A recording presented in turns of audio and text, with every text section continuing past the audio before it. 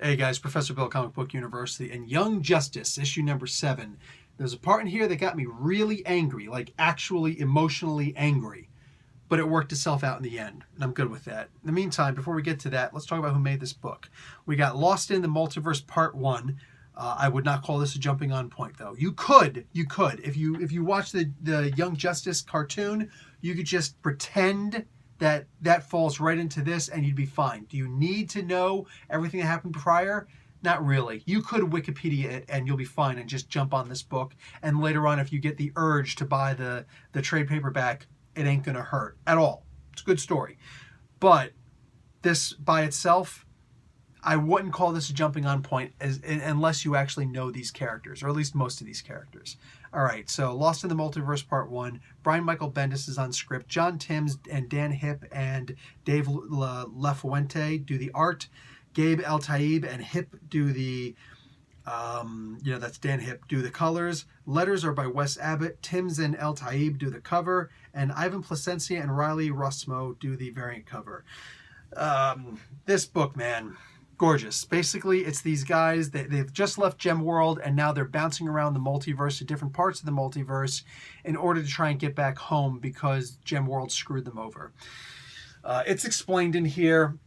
Perfect explanation. I love it. I love this book. Except while they're jumping around on these multiple multiverses, they come across the Kingdom Come multiverse.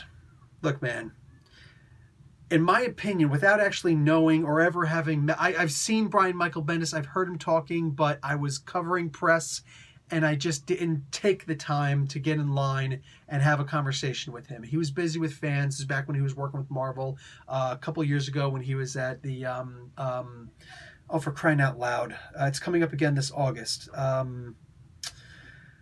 Toronto, Fan Expo Canada in Toronto. I really, definitely, genuinely wanted to talk to him, but I was doing press, and I just didn't want to be, I didn't want to take away from everything else that I was doing. So, unfortunately, I sacrificed my own desire to meet this guy, shake his hand, and praise everything that he's been doing for actually doing my job. Anyway, what have you now? He went and he started messing with some of the Kingdom Come characters. Now look, if you follow us, basically if you're a comic skater, you probably don't like Mark Waid. Whatever, man. But if you can think with your head and not your emotions, then I don't think there's anybody who can possibly say that Mark Waid is not one of the best influences in comic books ever, especially modern day. He's written some of the greatest stories, and in fact, one of the greatest stories ever written was his baby, was in fact the Kingdom Come story. And without knowing Brian Michael Bendis, my take on him is that he really believes that he is Superman. As far as writing comic books is concerned, that his crap doesn't stink, that he can write whatever he wants and people will accept it and it'll be a beautiful thing. And I completely disagree. This is that narcissistic behavior that many people who are always pat on the back and they're never given criticism by their peers, they're in some ways they're exonerated from everything so often they feel like they don't have any peers, and they're treated by their peers as if they don't have peers. So, but this is just my take on Bendis, that he would honestly believe that he can go in and say, "Oh, I'm going to put my fingers on the Kingdom Come characters, and just here's my take. Look, this is when Brian Michael Bendis did it. People will be talking this forever." I don't think that he should ever put his fingers on certain characters, certain universes, multiverses in this case. And I don't think he should ever come anywhere near Mark Waid's Kingdom Come characters. And honestly, it's my opinion that I don't care if Mark Waid says, "No, he has my blessing. No, he asked me and I said it's okay. No, I suggested that he do it." I honestly don't care. I don't care.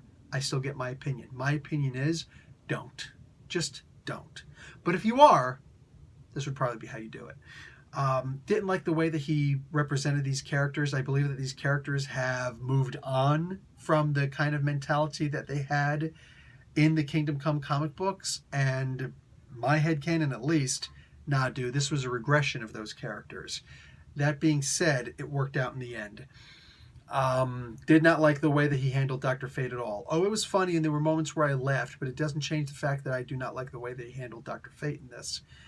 That being said, yeah, it was definitely fun, undeniably fun, and oh God, don't let anybody else use Impulse. Just Bendis. You know what I'm saying? Just let Bendis handle Impulse, because wow, and he's got a good take on Superboy also.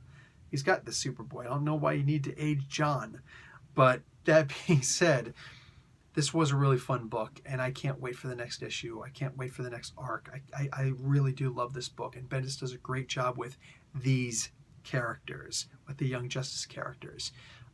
Still, don't ever touch Kingdom Come again. Okay, you did it. It's done. Please, I hope that that itch has been scratched, but just don't. Don't. For the sake of people not just rising up and hating you, please just don't do that. Think like Stan Lee, how you don't want to go out with people hating you. You know what I'm saying? And if he were to write another Kingdom Come story, just please don't. Anyway, guys, really good issue. A little bit soured because of that, but good issue. Professor Bell, Comic Book University. Class dismissed.